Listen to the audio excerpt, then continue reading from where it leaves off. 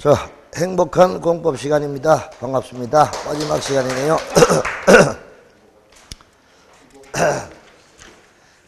누가 행복하지 않다고 이야기해. 나 다 들었어.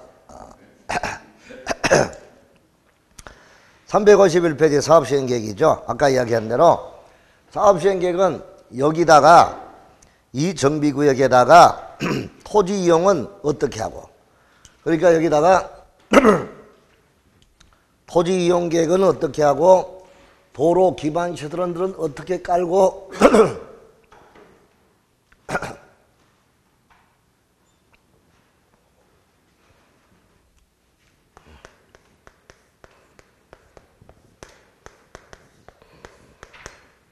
자, 여기 봅시다. 여기 이제 재개발 사업을 한다, 재건축 사업을 한다고 봅시다.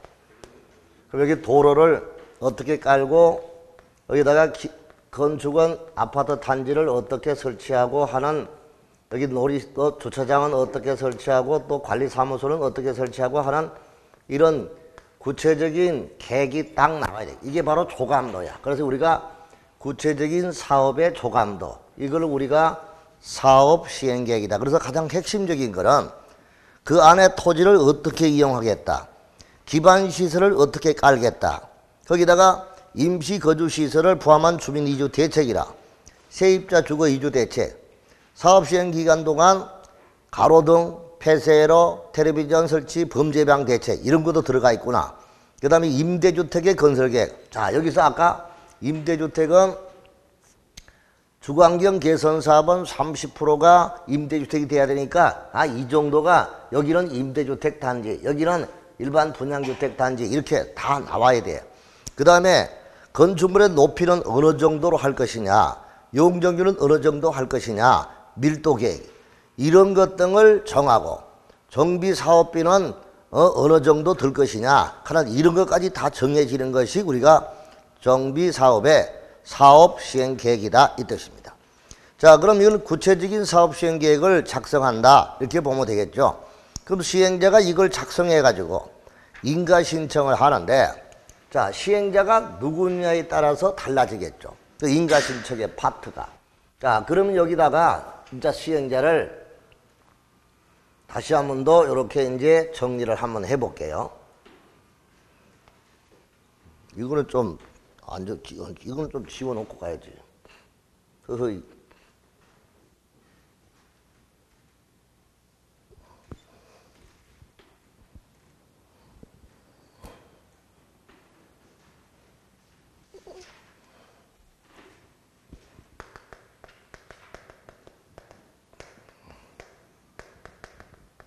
자, 소유자가 우리가 도시 재개발 사업을 시행한다. 자, 요럴 때는 규약을 작성하겠죠. 그리고 사업 시행계획 작성하겠죠. 그리고 이제 재개발 사업을 하는데 토지 등 소유자 4분의 3, 면적의 2분의 1 이상의 소유자의 동의를 얻어서 이렇게 사업시행계획 인가신청을 하게 됩니다. 자, 그 다음에 이제 조합이 사업시행한다. 그럼 조합이 사업시행하면은 총회 의결을 거쳐서 정관에 따라서 사업시행계획 작성하겠죠. 자, 그 다음에 이제 시장군수, 공사, 지정개발자. 그럼 지정개발자가 사업 시행한다. 요럴 때도 마찬가지, 여기는 시행규정을 작성하고, 시행규정 작성하고, 그 다음에 동의, 그 다음에 여기다가 보증서, 한마디로 정비사업비를 여기는 예치해야 돼. 정비사업비를 예치하고 사업시행계획 인가신청. 그럼 정비사업비 예치는 20%야. 이렇게 하는 것을 우리가 여기서 찾아볼 수 있습니다. 자, 그래서 여러분 봐봐.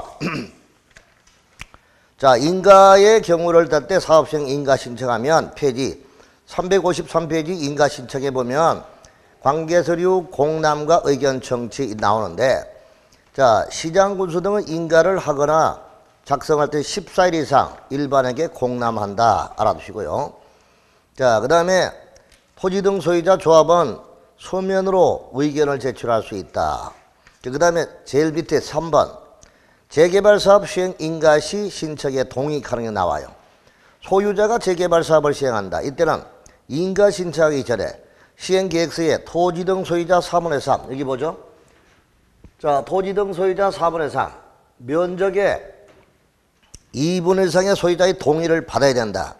인가받은 사항을 변경할 때도 규약이 정하는 바에 따라 토지 등 소유자 과반수 동의를 받아야 되고 경미한 사항의 변경은 소유자 동의를 필요로 하지 않는다. 자, 일단 그거 줄치고 그 다음에 지정개발자가 사업시행계획이 있는다. 자, 판정 넘어가서 지정개발자가 사업시행 인가 신청하면 이때는 토지 등 소유자 과반수 토지 등 소유자 과반수가 그리고 면적의 2분의 1상의 동의를 얻어서 그 다음에 사업시행계획 인가 신청합니다. 그거 줄쳐두시고 자, 그 다음에 시장군수 등 주택공사 등이 사업을 시행한다. 이때는 토지 등 소유자의 동의는 받을 필요가 없다. 자, 그 다음 6번 지정개발자가 정비사업비 예치 거기 보십시오. 지정개발자가 사업을 시행계획을 작성할 때는 시행규정 동의받고 정비사업비를 예치해서 사업시행계획 인가 신청하도록 했잖아. 그러니까 정비사업비가 몇 프로? 20% 범위 안에서 조례가 정하는 금액을 예치하고 예치금은 청산금의 지급이 완료된 때 발행한다. 자, 그 다음에 5번 올라가서 교육감과 교육장의 협의. 사업시행계획 인가할 때 그 구역 안에 200m 이내에 학교시설이 있어. 몇 미터 이내? 200m 이내에 학교시설이 있다. 교육시설이 있다. 그러면 교육감 또는 교육장과 뭐 한다? 협의해서 인가한다. 끝. 자, 그 다음에 제일 밑에 인가 결정 통보입니다. 인가 여부의 결정은 시장군수 등은 특별한 사유가 없으면 사업시행계획서 제출이 있는 날로부터 60일 이내에 인가 여부를 결정하여 시행자에게 통보한다. 자, 이렇게 해서 이제 인가를 신청이 들어오면 여기다가 이제 공람 절차를 거치죠. 자, 주민의견 공람은 역시 14일 이상 공람 절차를 거치고 그 다음에 의견 청취 받아서 시행자가 실시계획 인가를 합니다. 그럼 인가를 하기 위해서는 자 60일 이내에 인가 여부를 결정해서 통보한다. 여기는 30일이 아니고 며칠이다? 60일이다 하는 거 알아두시기 바랍니다. 고시입니다. 사업시행 인가를 하거나 정비사 변경 정지 폐지할 때 그 자치단체 공보에 고시합니다. 경미한 사항은 고시할 필요가 없죠. 그 다음 정비구역의 범죄 예방. 정비구역은 재개발, 재건축, 공사, 철거하는 중에 거기 완전히 범죄 온상이죠. 그러니까 경찰서장에게 통보를 하고 시장군수 등은 정비구역 내 주민 안전을 위해 순찰 강화라든가 이런 행위를 할 수가 있다 이겁니다. 자, 그 다음에 인허가 등의 의제. 이렇게 실시계획 인가를 받았다. 받으면 여기서 관련 인허가의 의제가 있는데 그 관련 인허가 등의 의제는 우리는 건국주, 농, 산 이렇게 보죠.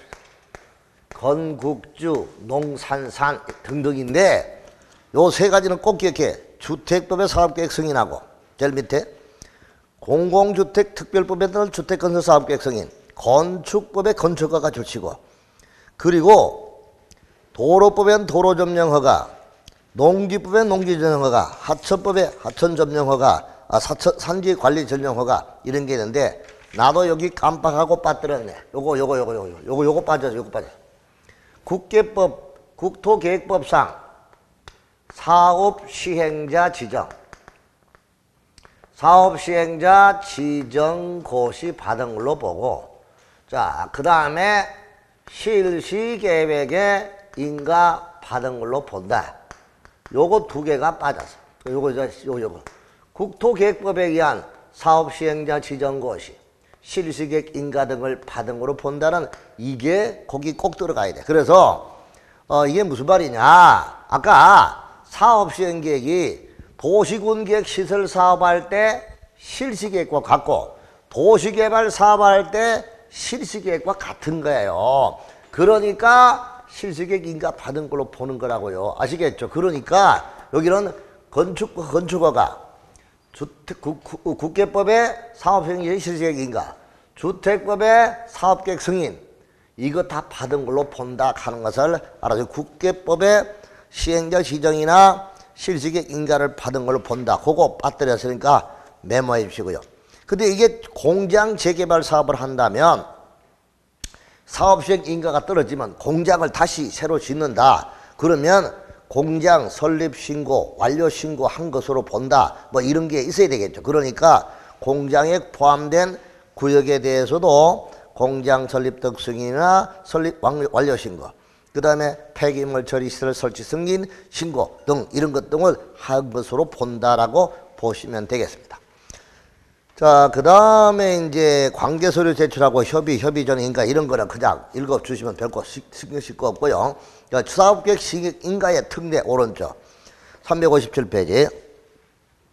시행 인가를 사업시행계획 인가를 받았다. 그런데 거기에 존치가 필요하다, 리모델링이 필요한 건축물에 대해서는 존치 계획서, 리모델링 계획서 이런 거를 포함해 가지고 사업시행계획 인가를 신청할 수가 있다 이 말이겠죠. 그러니까 여기에 정비사업을 하는데 여기는 교회도 있고 그 다음에 지은지 한 석 달밖에 안 되는 빌라도 있고 여기는 아파트 단지가 이렇게 있는데 이거는 다 지은지 50년, 20년 넘어서 30년 지나서 이런 거는 철거해야 되겠지만 이거는 새로 새 건물이잖아. 이거는 존치를 해야 되지, 존치. 그리고 여기는 지은지 10년밖에 안 돼서 이거는 멀쩡해. 그럼 리모델링이 필요하겠지. 존치해야 될 거, 리모델링 해야 될 거 이런 것도 같이 포함해서 사업시행 인가 신청하라 그 뜻입니다. 됐습니다. 네 번째, 재건축 사업의 용적률 완화와 소형주택 건설을 하는 게 있는데 그거는 별표하십시오. 그거는 설명이 필요합니다. 이리 보세요.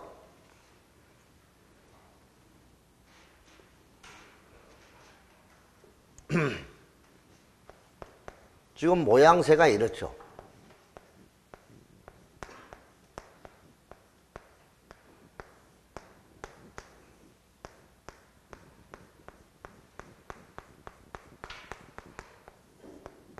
청선시 이건 몇 층이야?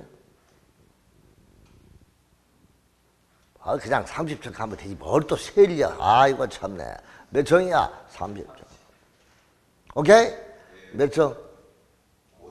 5층짜리 부수고 30층 새로 씌운다 이 말이잖아. 그럼 요 사람한테 여기 주고 요 사람한테 여기 주고 요 사람한테 여기 주고 이렇게 한다 이 말이죠. 이게 관리처분 방식이라 했잖아. 이해돼요? 이게 준주거 지역이라. 무슨 지역이라고? 준주거 지역에 동년시 용적률 몇 프로예요? 네, 그러니까 몇 프로예요, 최대? 네, 500%예요. 잘했어요. 아주 감사해요. 근데 여기서 정비계획으로 정했대. 정비계획으로 정한 용적률이 400%래. 몇 프로래? 이게 최대 한도잖아. 정비계획으로 정한 용적률이 400%고. 오케이? 그럼 요거 500에서 400 빼면 몇 프로야? 100%죠. 맞죠? 그 100%에 해당하는 부분이 요거. 오케이? 여기 정비계획으로 정한 것이니까. 요 부분에 대해서는 과밀억제권역과 가밀억제권역 바깥. 과밀억제권역의 재건축, 재개발. 재건축은 30에서 50% 이하. 재개발은 50에서 75% 이하. 그 다음에 과밀억제권역 바깥에는 50% 이하. 재개발은 75% 이하. 이 범위 안에서 조례가 정하는 비율만큼 조례가 정하는 비율만큼 소형 주택으로 세워라 이거야. 무슨 주택으로? 그럼 우리 공법의 소형 주택은 손비 씨 국민주택은 규모가 어떻게 돼요? 85. 맞지? 요. 그러면 소형 주택은요? 60제곱미터 이하예요. 몇 제곱미터 이하? 아시겠어요? 그럼 60제곱미터 이하의 소형주택으로 지어라 이게요. 그럼 이걸 지어가지고 국가 등이나 시도지사나 시장군수한테 공급해 주는 거예요. 그럼 시장군수 이 사람들이 인수를 해. 인수해가 거기다가 임대주택으로 활용하는 거예요. 무슨 주택? 임대주택으로 활용해서 이것을 집 없는 주택 서민들에게 공급해 주는 거예요. 오케이? 이렇게 해서 활용하기 위한 것이 소형주택의 건설 의무 그리고 용적률의 완화예요. 조금 이해돼요? 예? 읽어봅시다. 용적률 완화와 소형주택 건설인데 이거는 어느 사업에 그렇다? 민간주도 사업인 재건축 사업일 때 그렇다. 무슨 사업일 때? 재건축 사업일 때. 사업 시행자는 다음으로 하나에 따른 정비 사업을 시행하는 경우 정비 계획으로 정해진 용적률에도 불구하고 정비 계획으로 정한 용적률에도 불구하고 주시고 아까 선생님이 얼마로 예를 들었어요? 정비 계획으로 정한 용적률을 내가 얼마로 예를 들었어요? 400%에도 불구하고 지방도시 심의를 거쳐 국계법에 따른 용적률 상한까지 상한은 얼마인데? 500까지 건조할 수 있다. 오케이? 어떤 지역? 과밀억제권역에 시행하는 재개발, 재건축 사업. 물론 주거지역으로 한정한다. 넘어가고. 그러면 용적률 완화 시 허용되는 제한배제, 허용 세대수를 제한을 배제하고 용적률의 상한은 다음에 가능한 층수까지 할 수 있다. 넘어가도 좋고. 그 다음 소형주택 건설 비율. 시행자는 법적 상한 용적률에서 줄치고 아까 500에서 정비계획으로 정해진 용적률 400을 뺀 용적률을 초과 용적률이 요게 무슨 용적률? 초과 용적. 무슨 용적률? 초과 용적률에 다음 각 호의 비율에 해당하는 면적의 주거 전용 면적 60제곱미터 이하의 소형주택을 건설해야 된다. 60 줄치고. 다만 천재지변 긴급 시행에 따른 정비사업을 시행할 때는 그러하지 않는 예외도 있다. 자, 원칙은 과밀억제권 밑에 박스. 과밀억제권역 안에서 재건축은 초과 용적률의 30 이상 50% 이하. 과밀억제권역에서 재개발 사업은 50에서 75% 이하. 3번 과밀억제권역 외의 지역에서 재건축 사업은 50% 이하. 외의 지역의 재개발은 75% 이하. 이 범위 안에서 조례가 정하는 비율은 초과 용적률에서 이 해당하는 비율에 초과하는 부분은 60제곱미터 이하의 소형주택으로 건설하여 이거를 오른쪽 인수자 소형주택 시행자는 건설한 소형주택을 국토부 장관 줄치고 시도의사 시장구청장 토지공사 등에게 공급해야 된다. 인수시킨다. 이때 소형주택의 공급 가격은 표준 건축비로 한다. 그 다음에 사전협의 절차 거쳐서 5번 소형주택의 활용은 어떤 것으로 활용하느냐. 장기 공공 임대 주택으로 활용하여야 한다. 무슨 주택으로? 장기 공공 임대 주택. 다만 토지 소유자의 부담 완화 등 대통령이 정하는 요건에 해당이 될 때는 인수된 소형주택을 장기 공공 임대주택이 아닌 일반 임대주택으로 활용할 수 있다. 끝. 아, 그 요거를 보면 되네. 요거. 자, 봐. 그러면 500에서 400 빼고 100, 이게 초과 용적률이야. 여기에서 요 비율을 곱하여 여기에서 요 초과되는 부분 요 부분에서 바로 요 비율을 곱하여 나오는 산출되는 그 주택은 60제곱미터 이하의 무슨 주택으로 소형주택으로 세워가지고 그거를 국가 등에게 인수를 시켜서 그거를 장기 임대주택으로 활용하도록 하기 위함입니다. 아시겠죠? 이렇게 하는 것이 용적률 완화와 소형주택의 건설 의무다. 오케이? 우리 반장님 오늘 영혼이 없는 것 같아요. 저놈이 뭐라고 죽겠는지. 자, 그 다음에 3절 정비사업 시행을 위한 조치입니다. 정비구역의 분할과 통합과 결합입니다. 아까도 이미 말씀드렸습니다. 하나의 구역을 2개 이상으로 구역으로 나눌 수도 있고요. 또 서로 연접한 정비구역을 통합할 수도 있고요. 서로 연접하지 아니한 2개 이상의 구역을 묶을 수도 있어요. 그걸 뭐라고? 결합이라고 합니다. 넘어가시고 그 다음에 순환정비 방식. 무슨 방식? 자, 여기 재개발 사업을 한다, 재건축 사업을 한다 이렇게 봅시다. 이 순환정비 방식은 모든 사업에 다 허용되거든요. 여기 있는 사람 내보내야 돼요. 철거해야 돼요. 다시 세웠어요. 다시 세워가지고 나간 사람 다시 들여보내야 돼요. 이렇게 1, 2, 3, 4 순서별로 순차적으로 이렇게 행하는 사업. 이게 무슨 사업? 순환정비 방식의 사업이다.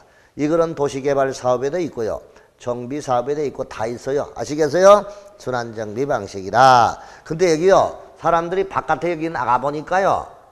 여기서 임시로 거주하는 주택을 활용할 수 있겠죠. 여기 나가보니까 여기 살기가 좋아. 그럼 여기 건설이 완성될 때까지 한 5년 걸리니까 여기 살다 보니까 다시 여기 들어오기 싫어.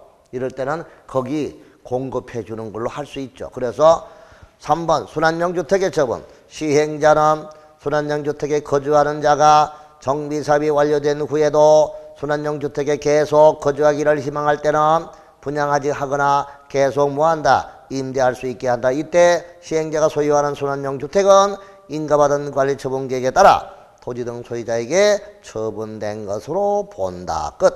그 다음에 3번 임시거주시설 임시상가 건설입니다. 줄 두세요. 거기다가 딱 한마디만 적으세요. 가난한 동네.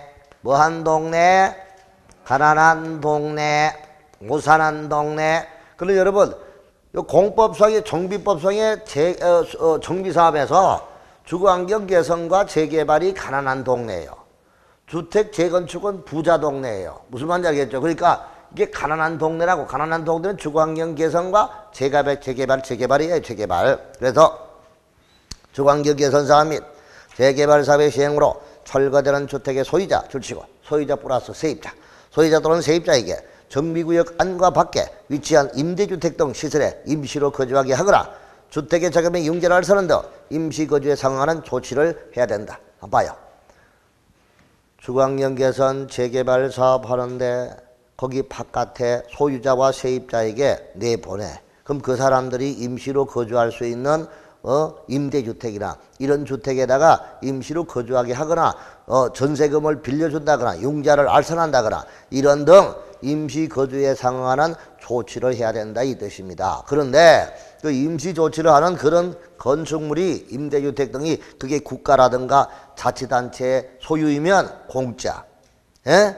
그 외에 공공단체 개인의 시설이라면 유상, 공짜가 아니고 손실보상 해줘야 돼요. 아시겠죠? 그렇게 이용할 수가 있다 이겁니다. 그 임시상가 설치 등 재개발 사업의 시행자는 사업시행으로 이주하는 상가 세입자가 사용할 수 있도록 정비구역 또는 정비구역 인근에 임시상가도 설치할 수 있는데 임시상가 줄 수 두십시오. 임시상가는 어느 사업에 인정이 됩니까? 재개발 사업입니다. 무슨 사업? 재개발 사업에 이주하는 상가 세입자야 상가 소유자예요. 그 상가 소유자는 자기 상가 생기잖아. 그 세입자에게만 임시상가를 설치해 준다. 무슨 사업? 재개발 사업. 무슨 사업?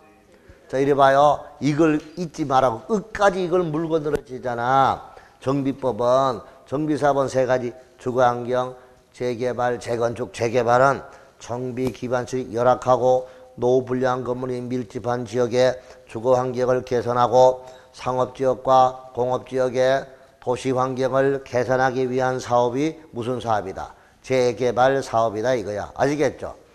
이 재개발 사업은 이 주거환경 개선뿐만이 아니라 무슨 도시환경 개선까지 두 마리 토끼를 같이 잡는 사업이 무슨 사업이다? 재개발 사업이다. 그래서 요거 가지고 시험 문제 나온 적이 있어요. 예? 재개발 사업은 주거환경만 개선하는 게 아니고 뭐까지? 도시환경도 함께 개선하는 사업이다. 이해돼요? 이렇게 잊지 마시고 잘 보라 이 뜻입니다. 돼요. 자, 그 다음에 국공유지의 무상사용. 국공유지는 공짜 아까 이야기했어요. 그 다음 공사 끝나서요. 완료한 날부터 30일 이내 철거하고 원상 복구해줘야 돼요. 그 다음에 임시거주시설 상가시설을 설치했을 때 아까 국가 개인의 자치단체는 공짜인데 공공단체 또는 개인의 시설을 이용했대. 이때는 손실보상을 해줘야 돼요. 손실보상은 보상협의에 의하고 협의가 안 되면 재결 신청하고 그 재결에 불복하면 공지법에 따라서 행정소송이나 심판 이런 거를 제기할 수 있다. 이렇게 알아두면 됩니다. 자, 그 다음에 토지 등의 수용과 사용 줄쳐두시고 우리 정비사업의 세 가지 중에서 주거환경, 재건축, 재개발 중에서 수용이 인정이 안 되는 사업은 무슨 사업일까요? 수용이 원칙적으로 인정이 안 되는 사업. 토지 수용을 할 수 없는 사업. 재건축이지. 재건축은 사적 개발이잖아. 공적 개발일 때는 마음대로 수용이 되죠. 그럼 사적 개발은 돈 많은 사람이잖아. 자기 집이지. 사적 개발은 수용이 인정이 안 돼. 수용이 인정이 안 되니까 다른 방법으로 수용과 비스무리한 걸 인정해줘서 그게 뭐야? 입에 뱅뱅 돌죠. 그래요. 알고 있어요. 다 알아요. 눈도 내가 5층짜리 아파트를 한 채 갖고 있는데 조합을 설립하는데 나 조합 설립 안 할란다. 반대하면 조합원이야 조합원 아니야? 재건축은 조합원이 아니잖아. 그럼 조합원이 아닌 사람의 재산을 조합이 나에게 팔아라. 그 사람들이 버티고 있으면 몸부수잖아. 그러니까 나에게 팔아라. 이렇게 해서 청구하는 게 무슨 청구? 매도 청구. 무슨 청구? 그럼 매도 청구를 시행자에게 주는 거야. 매도 청구권을. 그럼 시행자가 매도 청구권을 행사를 하죠. 근데 시행자가 죽어도 소유자가 죽어도 못 팔겠대. 그럼 어떻게? 법원에다가 결정을 받아.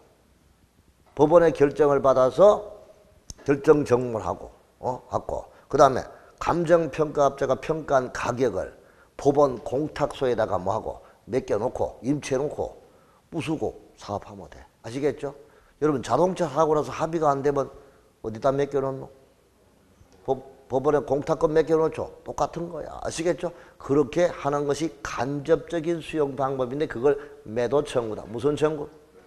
그거는 공공사업일 때는 공익사업일 때는 수용이 인정되니까 이런 게 필요 없지. 사적 개발일 때 사적 사업일 때는 수용이 인정이 안 되니까 이런 매도 청구 제도가 있다 이 말이에요. 아시겠죠?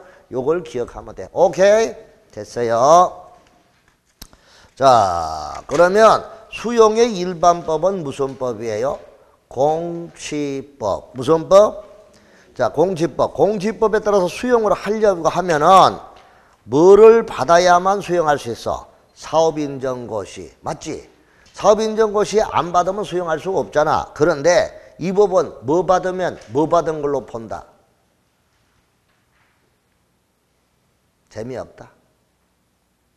아니 딱 두 가지밖에 없잖아. 개발법은 토지 등의 세목고시 하면 그때부터 사업인정 받은 걸로 반조해가지고 토지 수용 시기를 앞당겨 준다 했고, 나머지 사업은 이때 한다 했잖아. 이때. 그러니까 사업시행계획 인가고시가 있으면 사업인정 받은 걸로 보는 거야. 그게 바로 362페이지 특례 거기 딱 나와 있구만. 제목이. 아 참네. 제목 사업인정고시에 더 이제 보여 안 보여요? 집에 갈래? 점점 힘들어. 앞에 선미 씨도 웃지도 않고. 좀 웃어봐요. 웃어봐. 자, 사업인정고시 받은 걸로 보는 걸 뭘 받았을 때 인정고시 받은 걸 보는 거예요? 사업시행계획 인가고시 받으면 사업인정고시가 있는 걸로 본다 이거잖아요. 맞죠? 그 다음 재결신청기간은 원칙이 몇 년이에요? 1년. 1년에 대한 특례로서 무슨 기간 안에? 사업시행기간 안에 재결신청할 수 있어요. 오케이? 이 두 가지 특례만 알면 돼. 그리고요, 거기 들어봐요. 토지 수용은요, 원칙이 사전 보상이죠. 그리고 현금 보상이죠. 미리 시행하기 전에 미리 보상하고 그 다음에 현금으로 보상한다 이거야. 그런데요, 정비사업은 사전 보상이 아니고 무슨 보상? 아파트로 보상하는 거잖아. 그러니까 무슨 보상? 사후 보상. 그리고 현금이 아니고 물건으로 보상하니까 현물 보상. 무슨 말인지 알겠죠? 이런 특례가 인정이 된다. 그게 특례라고요. 그래서 세 번째, 사후 현물 보상 보입니까? 정비사업은 대지 또는 건축물을 현물 보상할 때 공치법에 따른 규정에도 불구하고 사전 보상, 현금 보상 규정에도 불구하고 준공 인가 이후에 사후 현물 보상도 할 수 있다. 미리 주는 게 아니고 공사 끝내가지고 보상해 줄 수도 있다 이 뜻이에요. 알았나요? 뭐로 주니까? 아파트로 주니까 중고검사고. 오케이? 이게 허용된다. 자, 재건축 사업에 무슨 청구? 무슨 청구? 매도 청구. 어떤 사람한테 매도 청구?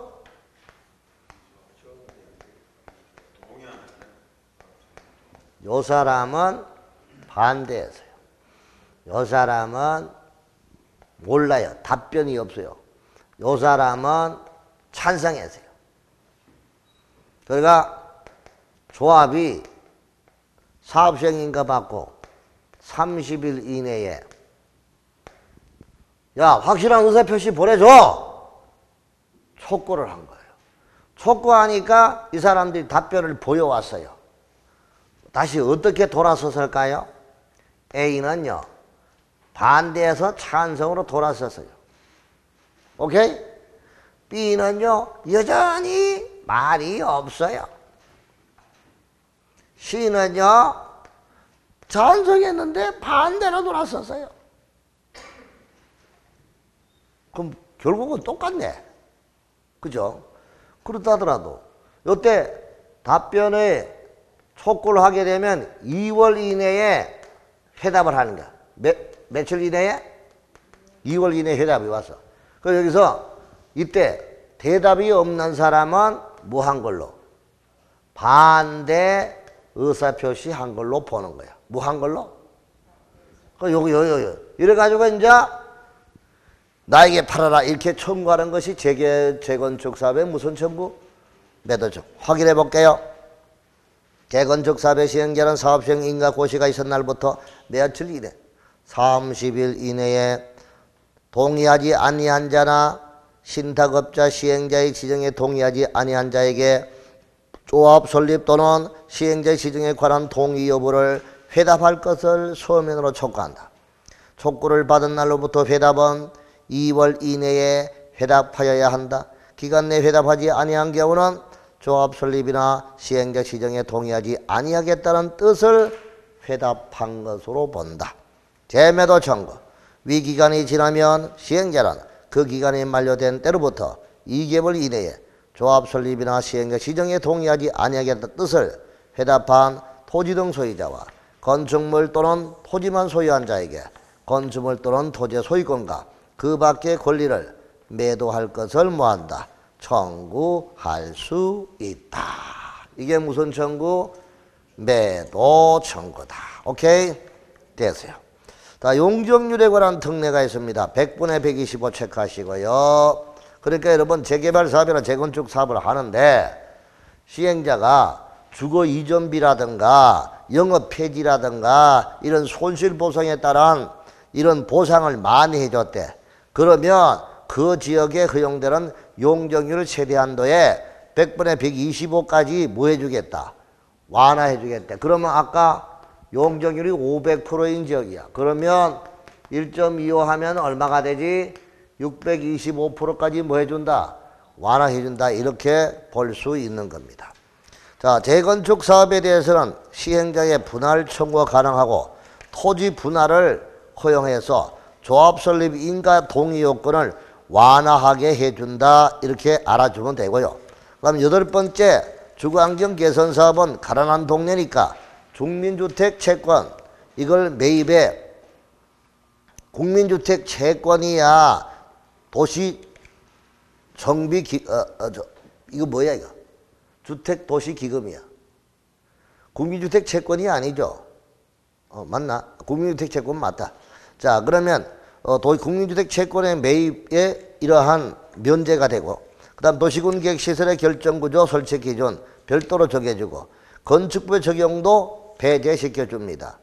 그리고 이제 주거환경 개선 사업구역이 정해지면 정비구역이 지정고시된 날로부터 주거지역을 세분하여 정하여진 지역 중 대통령으로 정하는 지역으로 결정 고시된 걸로 본다 이거죠.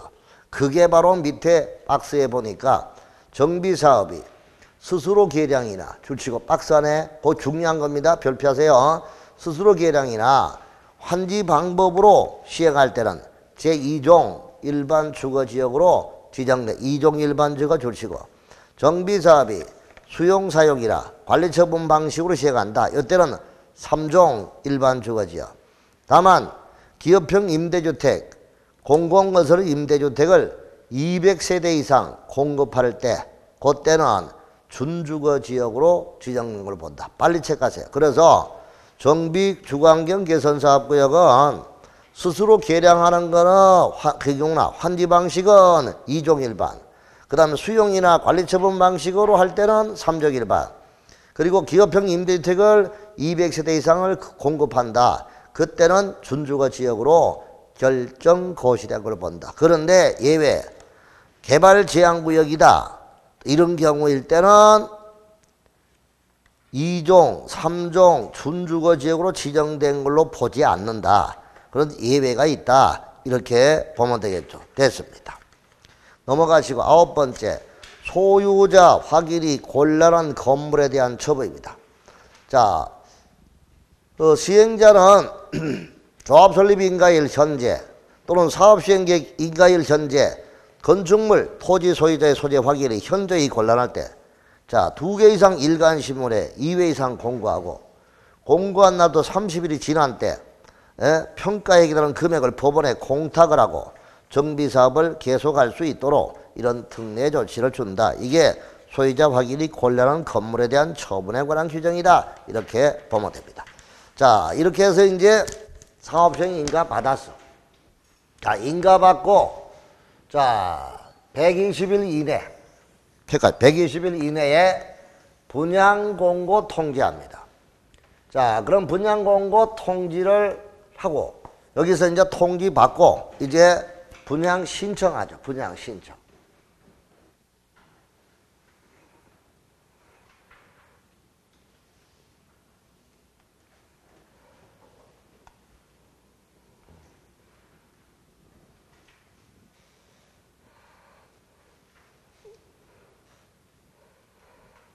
자, 분양 신청합니다.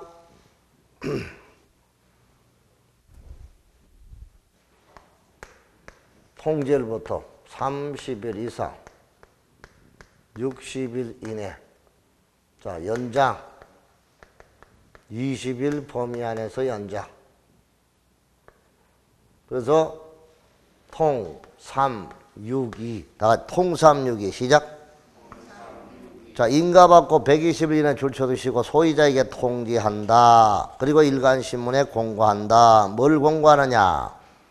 인가고시가 있는 기준으로 하는 가격, 분양 대상자별 분양 부담금의 추산액, 분양 신청 기간, 이런 것 등을 일간신문에 공고한다.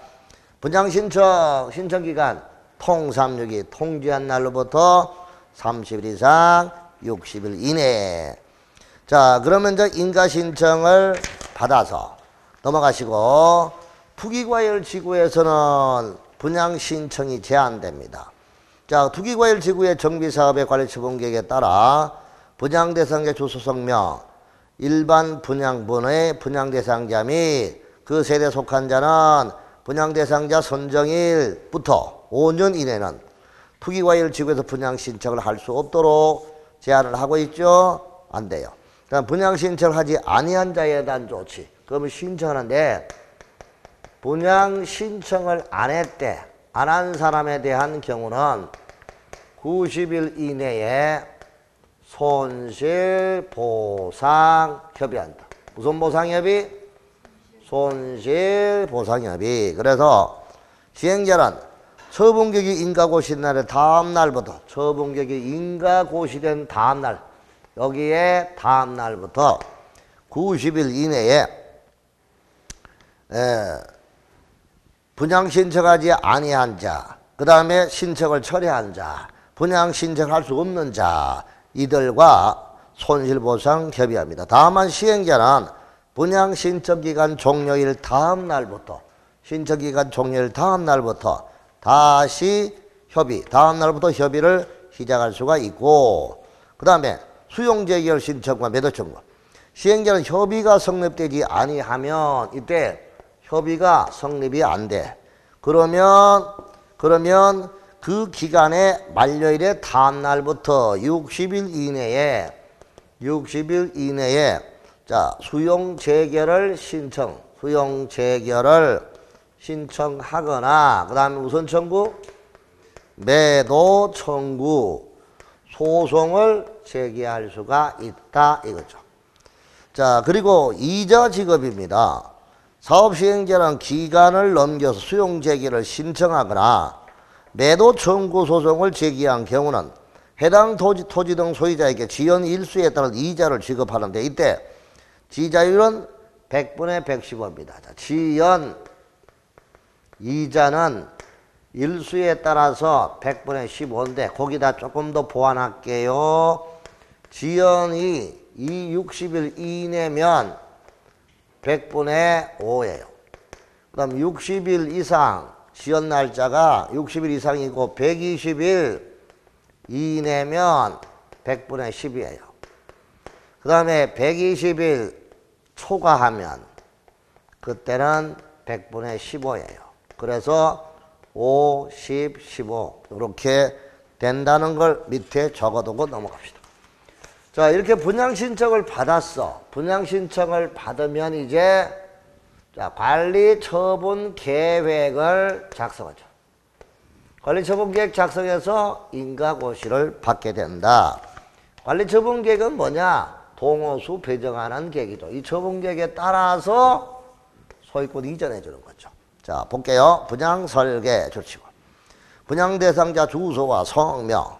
이 분양 설계는 동호수 배정하는 거야. 뭐 배정하는 거? 자, 헌집의 동호수 배정. 여기다가 아까 이 얘기한 거죠.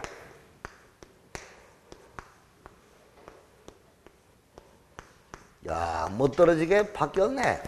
그럼 여기는 여기, 여기는 여기 이렇게. 자, 분양 설계 주소와 성명. 그 다음에 분양 대상자별 종전 토지 건축으로 그 사업 시행 인가 고시는 기준 가격, 정비사업의 추산액, 분양 대상 종전 토지 건물에 대한 소유권의 권리 명세. 자, 이런 것 등을 전부 다 정해서 인가를 받게 됩니다. 인가를 받게 된다 이거죠. 자, 그러면 관리처분계획 인가는, 처분계획은 인가를 하는데, 이거 인가를 받기 위해서 30일 이내에, 아까 자, 30일 이내에 공람 절차를 거치겠죠. 공람 절차를 거치고, 그 다음에 인가고시는 인가 신청을 받고 30일 이내에 결과 통지합니다. 결과 고시. 30일 이내에 시행자에게 통보하는 통보. 관리처분 계획을 인가하기 위해서 30일 이상 공람 절차 거치고, 그 다음에 인가고시하기 위해서 30일 이내에 결정하여 통보합니다. 자, 그런데 통보기간이 60일도 있죠.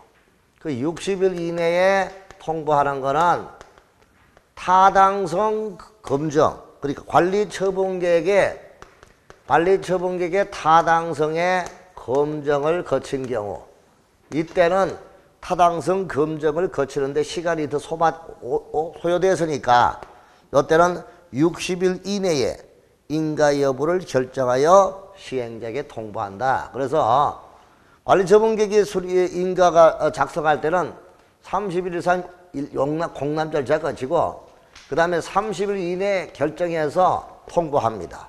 그런데 타당성 검증, 관리처분계획의 타당성 검증을 거친 경우는 60일 이내 결과 통보다. 그거 구분해서 알아두시라. 자, 확실하게 체크할게요. 자, 페이지 371페이지 제일 밑에. 자, 371페이지 제일 밑에 4번 관리처분계획 공람과 인가제사. 공람은 30일 이상 줄쳐두시고, 2번 인가 여부의 통보고시, 시장 등은 인가 신청이 있은 날로부터 30일 이내 인가 여부를 결정하여 시행자에게 통보. 다만 시장군수 등은 처분계획의 타당성 검증을 요청했을 때 처분계획 인가 신청을 받은 날로부터 60일 이내에 인가 여부를 결정하여 시행자에게 통보한다. 그러니까 타당성 검증을 거친 경우는 60일, 안 거친 경우는 30일 이내에 결정 통보한다. 자, 인가고시를 하고 그 다음에 공람계획을 통지하면 됩니다. 끝. 그 다음에 시행계획 인가와 관리처분계획 인가의 시기 조정 시기인데 요거는 1년을 넘길 수 없다. 그것만 봅시다. 그래서 조정 시기는 처분계획 인가 조정 시기는 인가 신청을 한 날로부터 1년을 넘을 수 없다 하는 거 기억하시고요. 그 다음에 처분계획에 따라서 처분을 합니다. 그래서 관리처분계획에 따라서 소유권 이전하죠. 관리처분을 하는데 이때 관리처분을 하는 것은 효과는 딴 게 아니고 종전의 건축물 등은 사용할 수가 없습니다. 그러니까 이거죠. 여기다가 옮겨주잖아. 그럼 이 종전의 토지 건축물의 경우는 사용수익이 정지가 되고 여기에 대한 사용수익이 일로 옮겨간다는 거죠. 그렇죠. 그래서 사용수익의 중지. 종전 토지 건물의 소유자, 시상권자, 전세권자 등은 처분계획 인가 고시가 있을 때는 종전 토지 건축물에 사용하거나 수익할 수가 없다. 자, 그러나 예외적으로 사업 시행자의 동의를 받았다거나 공취법에 따라 손실보상이 완료됐다. 이럴 때는 사용 수익을 할 수 있다. 그 다음에 자, 이제 이봐요. 어렵게 참 어렵게 왔습니다. 관리처분계획 인가 떨어졌어요. 이제 본격적으로 부수습니다. 철거하고 새로 착공 들어갑니다. 철거하고 착공. 관리처분계획 인가 고시의 주된 효과가 철거하는 거야.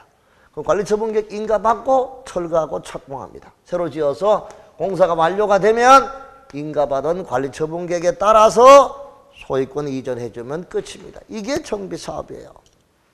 참 멀리도 왔다. 그래서 철거 인제하는데 철거 시기가 언제냐? 관리처분계획 인가를 받은 후 줄시고 기존 건축물을 철거하여야 한다. 그러면 원칙적인 철거 시기가 관리처분계획 인가 받고 난 후에 철거하는 거구나. 이렇게 보면 됩니다. 넘어가세요.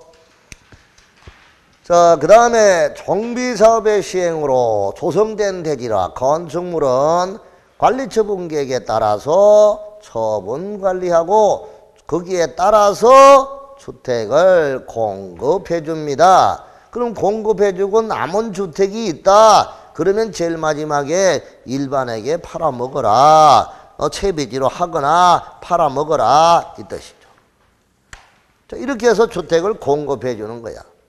그래서 보료지, 임대주택의 인수음 아까 다 했던 거예요. 임차인의 자격, 잔여주택의 공급의 기준, 지분형 주택의 공급 이런 것들이 다 여기에서 포함이 되는 거고 신경 쓰지 말고 376페이지 주택 등 건축물에 분양받을 권리의 산정 기준 이것도 사업 시행 이후에 지분 쪼개기를 막기 위한 경우다. 개발 행위의 제한. 분양받은 권리의 기준일을 따로 정해줌으로써 거기다가 지분 쪼개기를 못하게 제한한다. 그렇게 알아두면 되고. 자, 오른쪽 377페이지 지상권 등의 계약 해지. 이거는 말이 지상권 등의 계약의 해지인데 사실은 용익권자의 보호가 된다. 이런 말이 되는 거죠. 그럼 딴 거 아니잖아요. 한번 살짝 한번 볼게요. 여기다가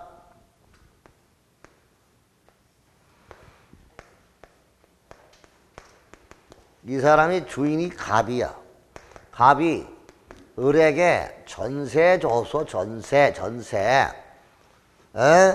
그러면 을은 갑에게 보증금, 전세 보증금 2억으로 전세 살고 있어요. 근데 이게 재건축이나 재개발 사업으로 이 건물이 철거돼요. 그러면 을은 전세 보증금 받아가야 되잖아요. 이럴 때 갑은 시행자한테 자기 건물 맡겨놨잖아. 옛날 땅하고 옛날 건물을. 그러니까 을이 시행자에게 보증금 주이소. 그러면 시행자가 알았어 준다. 근데 누가 줘야 돼? 갑이 줘야 할 보증금을 시행자가 줬으니까 시행자는 구상권을 행사한다. 그래서 이거예요. 이게 바로 지상권 등의 계약의 해지. 정비사업 시행으로 지상권, 전세권, 임차권 등의 목적을 달성할 수 없을 때는 그 권리자는 계약을 해지할 수 있다. 선미씨, 등기된 임차권은 채권이에요? 물권이에요?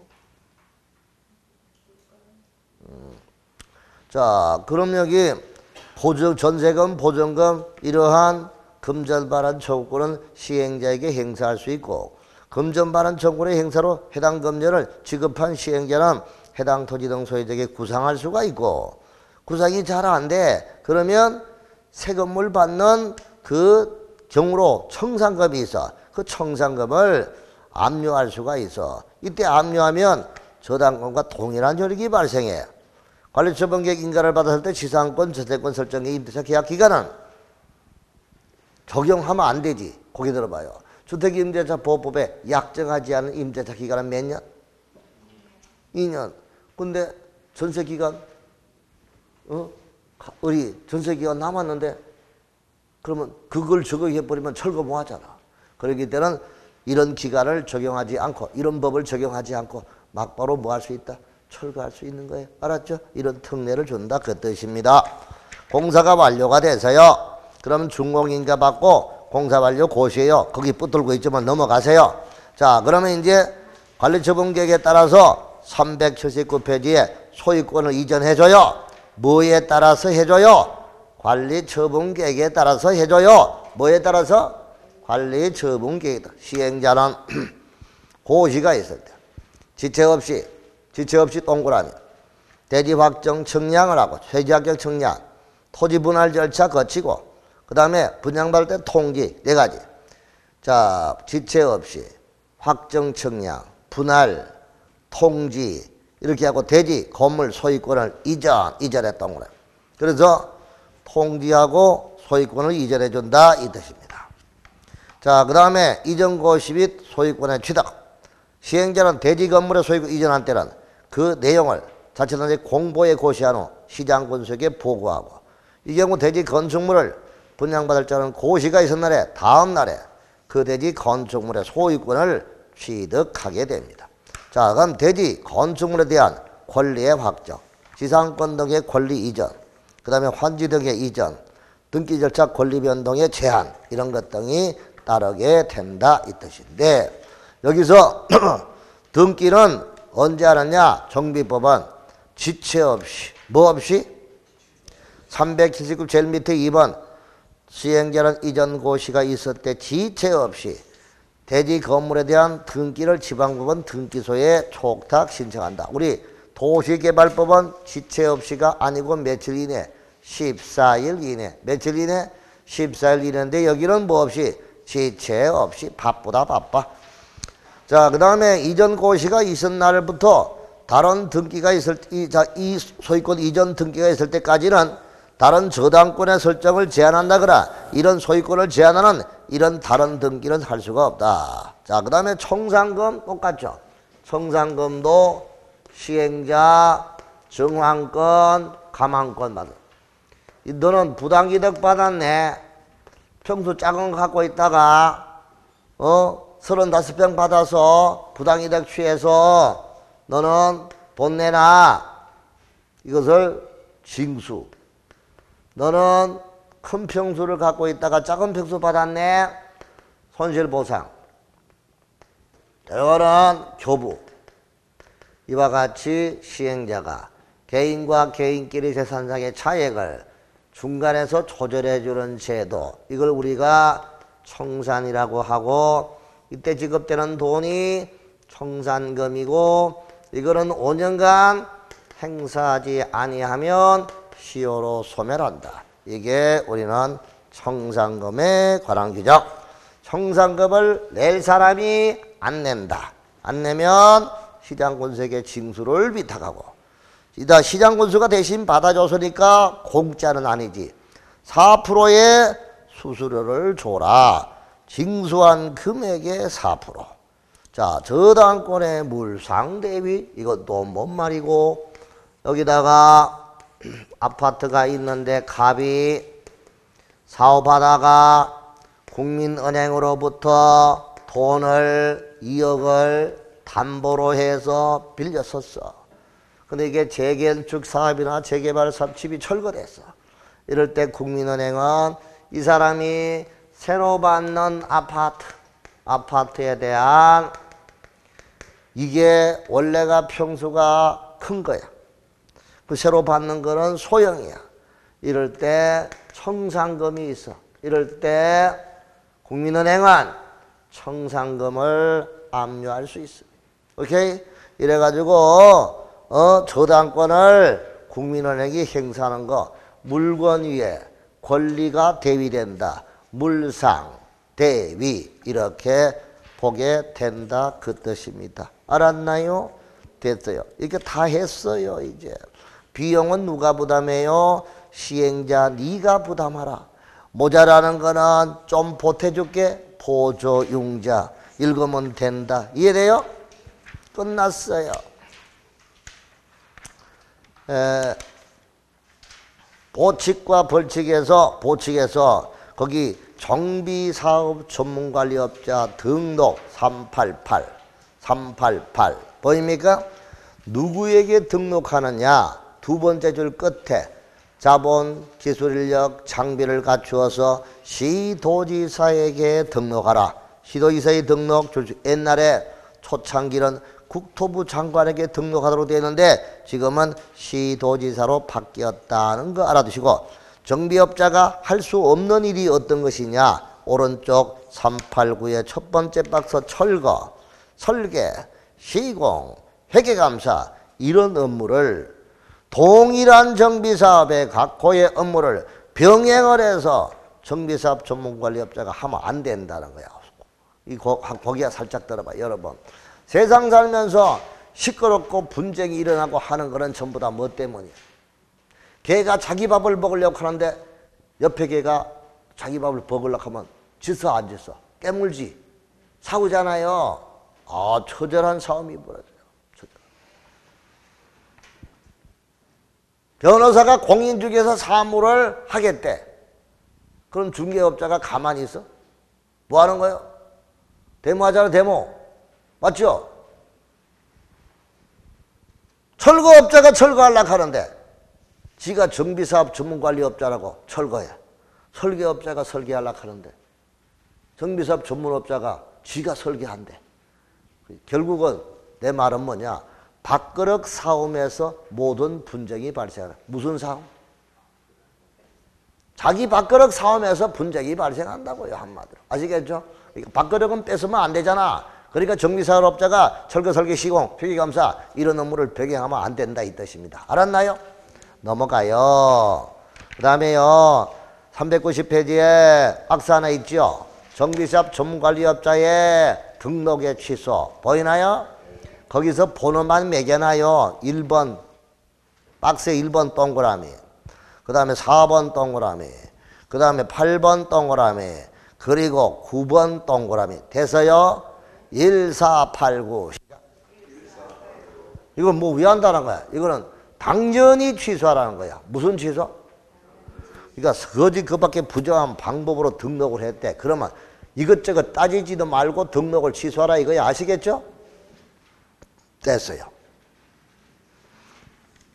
자, 그 다음에 뭐 감독 다 했어요.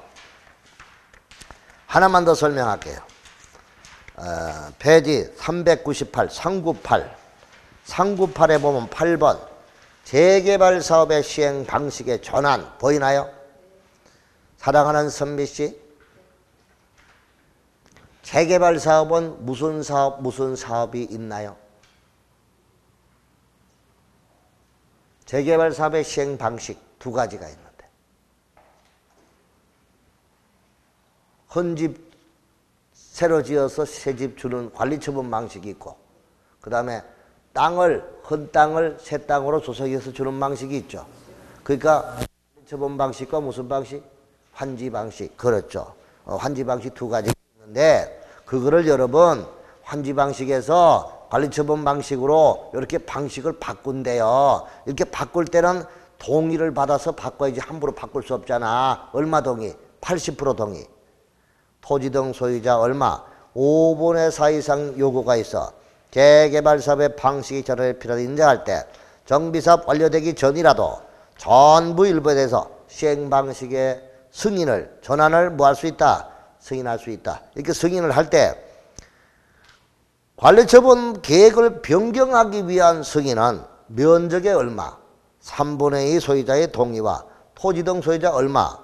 5분의 4 이상의 동의를 받아야만 관리처분 계획 변경을 승인할 수 있다. 알았나요? 중요한 거예요. 중요한 거예요. 그 다음에 오른쪽 3번요. 3번은요, 제목이요. 주거환경 개선 사업의 시행 방식의 전환의 승인. 이렇게 하세요. 그냥 시행 방식 승인하지 말고 3번을 주거환경 개선 사업의 시행 방식의 전환 승인. 이렇게 제목을 주거환경 개선 사업이라는 말을 집어넣어 주세요. 제목에다가. 됐어요? 그럼 주거환경 개선 사업의 시행 방식의 전환의 승인은 토지 등 소유자 얼마 이상? 3분의 2 이상의 동의를 받아야 돼요. 알았죠? 자, 이렇게 보시면 되겠다. 잘했어요. 여기까지가 우리는 정비법인데요. 아까 정비법 구역 안에 허가 안 받고 개발행위하면 처벌이 얼마라고 했죠? 2년 2천만 원. 좋아요. 잘했어요. 자, 오늘 프린트물 여기 이거 딱 보니까 처음부터 끝까지 쫙 읽으면 이 한 장이 정비사업에 다 담겨져 있어. 아시겠죠? 그런데 오른쪽 첫 번째 그 집 있는 건물이 있는 첫 번째 오른쪽 제일 하단에 보면 굵은 선으로 네모 박스 있죠. 오른쪽 굵은 선 네모 박스 있죠. 자, 뭐라고? 구역 지정 제한 시 동의. 보입니까? 자, 거기 들어봐. 아까 구역 지정 제한은 누가 했어요? 대치동 엄마 아파트 무영수가 제안했죠. 누구한테? 강남구청장한테. 아, 그래서 안 그래서? 입안자에게 제안을 했잖아. 근데 제안할 때 동의 요건이 있다 했잖아. 3분의 2, 그죠? 적어놨다고. 책이 없는 거. 토지 등 소유자 얼마? 3분의 2 이상이 아니고 이하 및 토지 면적의 3분의 2 이하의 범위 안에서 조례가 정하는 비율 이상이야. 조례가 정한 비율 이상의 동의를 받고 구역 지정을 제한한다 이 뜻입니다. 알았나요? 자, 구역의 해제. 자, 우리 미정씨 구역 지정 해제. 기본계획이 예정구역이 나왔어요. 그러면 얼마 이내에 정비구역 지정 신청해야 돼요? 3년이지.